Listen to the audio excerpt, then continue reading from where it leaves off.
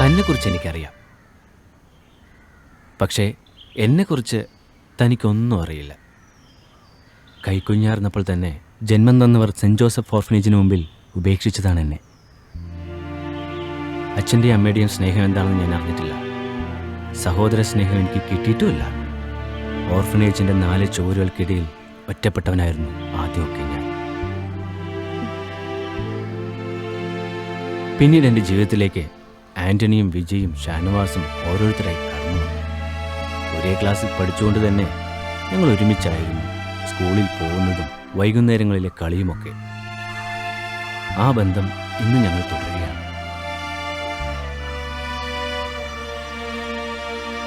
ഒരമ്മ പെറ്റ മക്കളെ പോലെ സഹോദരങ്ങളായി, അതിലുപരി സുഹൃത്തുക്കളായി ഞങ്ങൾ എന്നും കഴിയുന്നു. പക്ഷേ ഞങ്ങൾക്ക് എല്ലാവർക്കും തനിച്ചൊരു ജീവിതം വേണം. ഭാര്യയും കുട്ടികളും അടങ്ങുന്ന ഒരു കുടുംബജീവിതം. ഒരനാഥനായതുകൊണ്ട് പെണ്ണ് തരാൻ മടിക്കുന്നവരാണ് നമ്മുടെ സമൂഹം. നിന്നോട് തന്നെ തുറന്നു ചോദിക്കാൻ ഒരു മടിയാണ്. പക്ഷേ ചോദിക്കാതിരിക്കാൻ എൻ്റെ മനസ്സ് സമ്മതിക്കുന്നില്ല.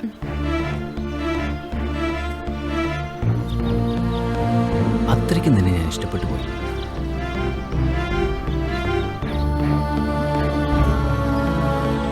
ആലോചിച്ച് മറുപടി പറഞ്ഞാൽ മതി.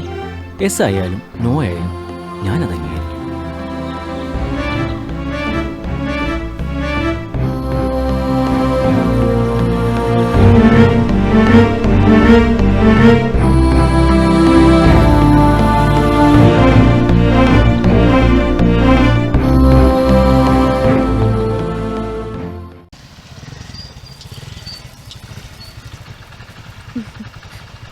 ഹായ് രാഹുൽ.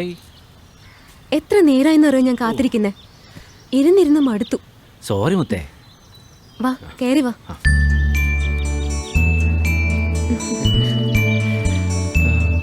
വാ രാഹുൽ, ഇരിക്ക്. എന്താ ഇത്? ഒരു കുഞ്ഞു gift. Many many happy returns of the day. Thank you. ഇരിക്ക്.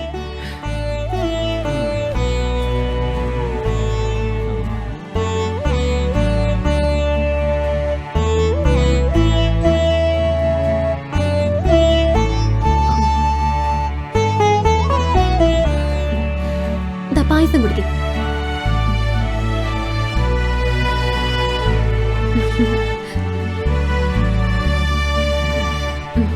പായസം നിന്നെ പോലെ തന്നെ. എന്താ? നല്ല മധുരമുണ്ട്. അമ്മ എന്തി? കുഞ്ഞമ്മ സുഖമില്ലാതെ കിടക്കുക. അവിടെ വരെ പോയേക്കോ. കുറച്ചു കഴിഞ്ഞ് വരും. അനിയത്തി അമ്മയുടെ കൂടെ പോയേക്കോ. അച്ഛനോ? അച്ഛൻ മുറി കിടന്ന് ഉറങ്ങുന്നുണ്ട്. രാവിലെ എന്നെ വലിച്ചു കയറ്റി. എന്ത്? ഞാൻ പറഞ്ഞിട്ടില്ലേ, എപ്പോഴും കുടിയ. ഇന്ന് അതിന് ചില കാരണങ്ങൾ കിട്ടി. ഒന്ന് ഞായറാഴ്ച, മറ്റൊന്ന് എൻ്റെ ബർത്ത്ഡേ. അടിച്ച് ഫിറ്റായിട്ട് കിടന്ന് ഉറങ്ങും ആള്. അപ്പൊ സൗകര്യായി. എന്ത്?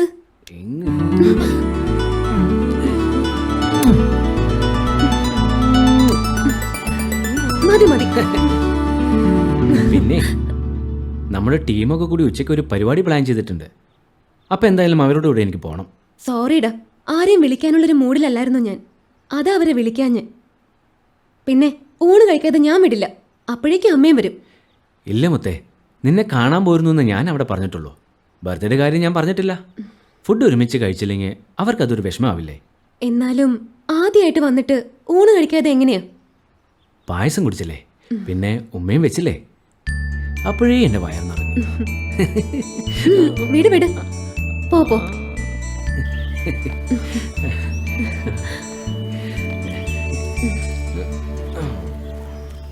എന്നാ ശരി, ടാറ്റാ.